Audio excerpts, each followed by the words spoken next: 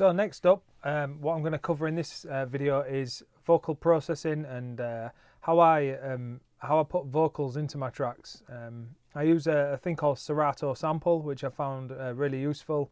It's obviously it's a sampler with a name like Sample, and it's a piece of software that I came across a while back, and I've been using it ever since. Especially for the vocal stuff, it's really good. I found it, really intuitive, and it's really cool. So let's have a look. I'm carrying on with the. I've got the project open from earlier from the collaboration with Gene Farris, just because, and then I can show you what I did on that record with Gene's voice to make it sound like it did.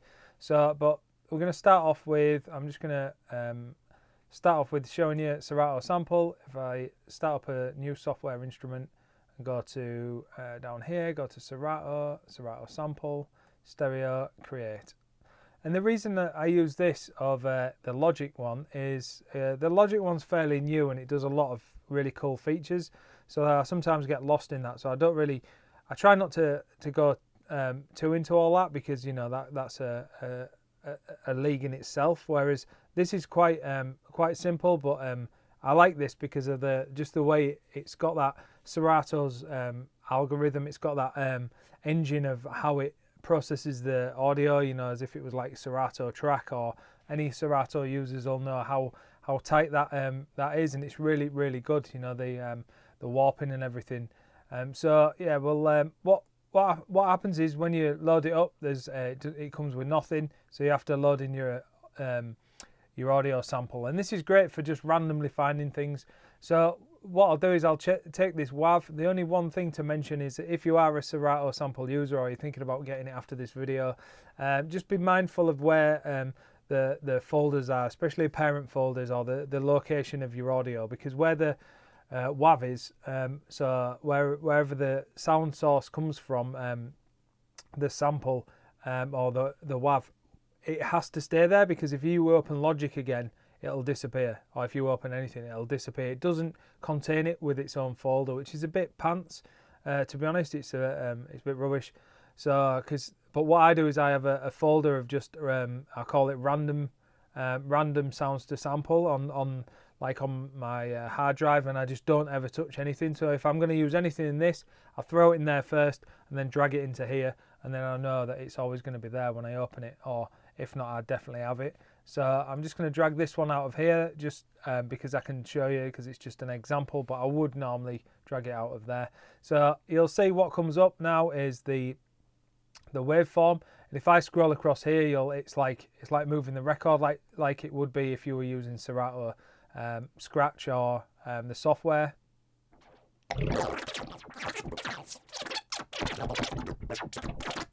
So you can actually zoom in on the preview, and you can zoom in and see what's going on. There's a few cool features about it. You can have it in monophonic, which means if you play any key, it'll just cut off the other key, so that if you would sort of use two samples at once, it won't play. It'll only play the first one that hit, and then the second one will cut the first one off, like a bit like most you can get them on like MPCs or Machina and things like that, where it cuts out the other one. But if you have it on polyphony, it does exactly what it says. It'll play different keys, and you can also play like chords and things like that. If you put a sound in, and if you go down to here where there's a little keyboard there, it's again like you can play it like a keyboard, so it would go across the keys, so you can then play like harmonies and different keys. Other than that, if you don't, if you only press mono and you just leave it, it'll just do it as a single.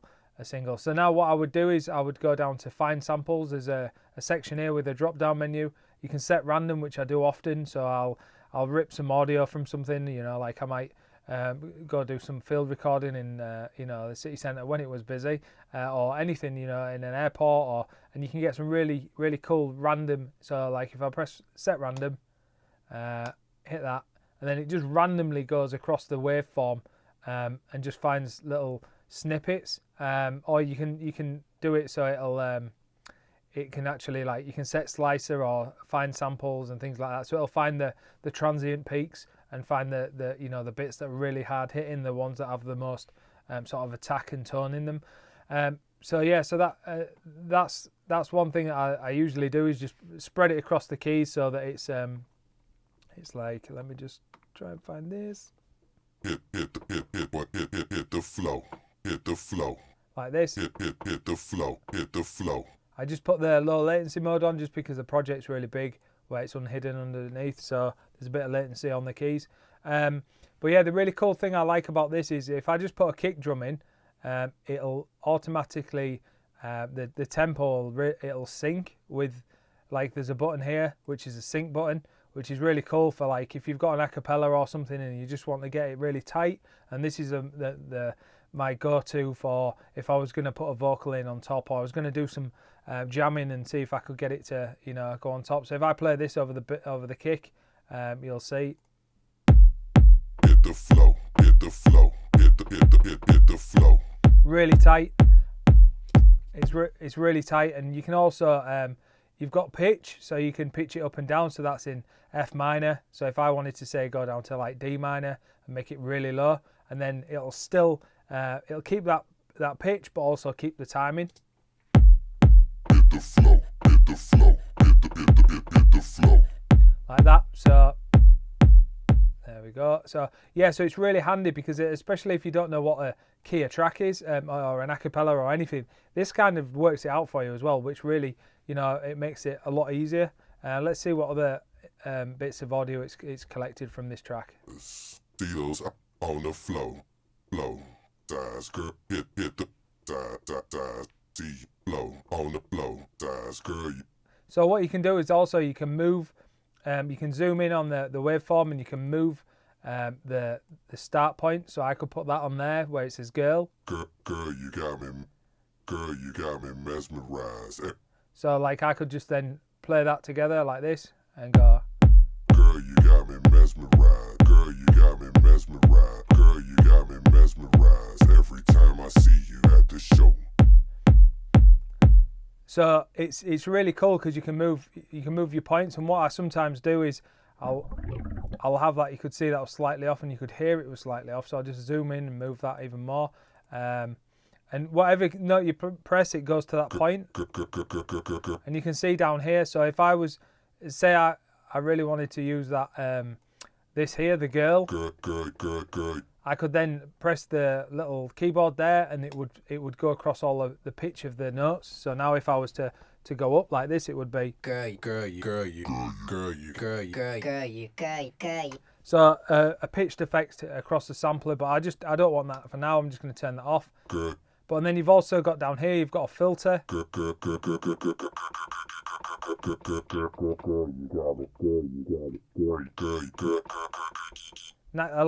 A nice bit of resonance on that filter. It's really nice and creamy. And then you've got a volume knob. That usually has to be pushed up a bit because the samples, if they've been recorded, have been left with a lot of headroom. So that's really good to have a. You got me. Also, that's individual. That's individual volume on each note. So if you wanted that one really loud, and then you wanted a second one, like say this one here, that you could have that quiet. So then we could go like this. And you imagine if that's a percussion loop or something else, it's really cool because then you could have a set of congas or something, and you could have different velocities and different levels so that you could actually play it, and it would sound a lot more natural than just triggering at full velocity. So that's really cool. Talking of velocity, the new update on this one actually has velocity. There we go in the top up here. So I mean this MIDI keyboard's just for experiment. I normally use this one, the one up there, but I normally put it on a stand down here. So if I was playing a lot more keys, but with the video series, I've just got this one because it's easier and I can face you guys. Girl, you got me mesmerized. So and then also, so if I go to the velocity, you can see if I press it, or if I hit it, it does different layers. So then, you know, if you put it across drum pads, you could have you could set up machine like on the pads. You could have the velocity sensitive. So that's a new feature in the latest update, which has really sort of really helped it. Another thing is you can time stretch. So say for example, I wanted this to be like, I wanted to have that old school garage sort of like selector thing, but I want it to stretch and like that granular like stretch. You can do that in here in the time stretch. So you can do it by like double, or you can half it, or you can do it down in increments. So if it's not quite a full loop and you want it to just be a bit more, you can do this. So girl, you got me mesmerized. Like that, and then you can double it. Girl, you got me mesmerized. And what it does is the waveform it slices up in between each point, and then like a bit like how the CDJs do, and it takes out a small section of each part and then puts it together or extends it, and that enables it to sort of contain the pitch. So then that we know that that's in F, and it doesn't matter what BPM it is, it'll still sound the same. Watch. Girl, you got me. Girl, you got me mesmerized. So yeah, and it's really cool. I mean, you can detune it slightly, octaves, keys. You've got a lot of things. You can even turn the sync off. So if you wanted to have it really slow, you could probably like drop this right down to like say the track's at 126. That would be 63, would it? Yes, 63. So 63, I had to think then. 63, so this would be halftime. I know you can do it down there, but... Girl, you got me mesmerized. So if you knew what BPM you wanted it, 250, let's go wild. Girl, you got me mesmerized. Deep. Girl, you got me mesmerized. So 2, 2, 5, 2. That's double again. Girl, you got me mesmerized. See if it works. Girl, you got me mesmerized. Girl, you got me mesmerized every time I see you at the show.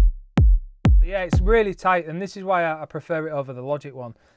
Sync back to normal 126. So right, what I wanted to show you now is how I processed the vocals for the track, and I'm sure you guys want to hear what the track actually sounds like in full. I've got multiple channels on the processing here. There's a reason for that, because when Gene sent me the vocal over, I wanted it to be like quirky and glitchy and weird and affected. So what I've done is I've sliced it up, and you'll probably see there's nothing on that one, so that one can just delete. You can see that there's all these channels, and the main lead is that's not meant to be here, so we'll get rid of that. Hide that. There we go. Turn the kick off for now, and then this is the main part of the vocal, and then the rest have been chopped up. So as the track starts in here, this is what I wanted to sort of almost like we wanted to tease it in, so that it didn't until it dropped over here. If I show you from this point, these ones are reverse ones, as it says on the channel. Reverse ones that just introduces new sounds. So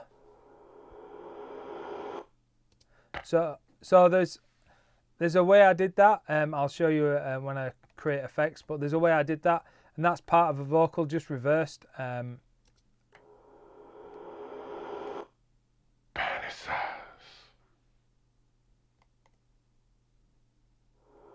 On the flow. So you can hear they're delayed, and it gives it everything. It gives it space. So what I've done is just looking in deeper is I duplicate down because I have more control. You can see that this one, the volume of this one is a lot louder than it is, say, the ones above, and that enables. On the flow. So you can create these weird and wonderful effects with different volumes in the background. So if I go over to the main one, you can see that on this one, it's quite a straight down the middle effect. But what I've done is on the vocal, I've sent it to another channel. That should be I think that should be plus 12 vocal there on that one, not plus money. There we go. So on this one, what I did was I made sure that it got sent to another. Let's have a listen to this. Girl, I want your panty size. So you can hear that it sounds layered. So what I did was I just went onto a bus, sent it to another, and then what I did was put on, I did it up by 3 actually, not 12. So I pitched up 3 semitones. I used wider on it, which is a widening tool from Infected Mushroom, Polyverse. And then after that, I did an EQ so that the frequencies wouldn't clash in the areas with the main vocal, and then compressed it at the end. So, so without it on, it sounds like this. Girl, I want your panty size. And with it on, girl, I want your panty size. It just thickened it up and made it a little bit trashier and things like that. And then on the group, I'll come to that in a minute. So the delays, what I did was on the delay of this, I just took the second part of the vocal of the original audio and then put it on here. And then I used Portal, which is by output, and just put like this skitter flux setting. Girl, I want your panty size, so I can't just fantasize. And it gives it that space.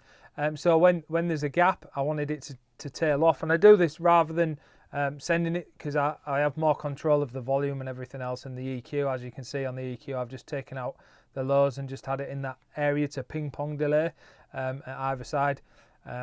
So yeah, so that's how I did that part. And then the reverse bits, similar all the way through really. I've got that channel there which then delays. The main delay on this one, that's got another portal on. That's slightly different to that one, so it gave it a different vibe. But yeah, and the processing on this group was, let me have a look. I don't even know what I put on it, but I'll tell you now. So the Pro Q3, that looks like it's catching some sibilance at probably around 6K. Let's have a listen. Every time I see those thighs hit the flow,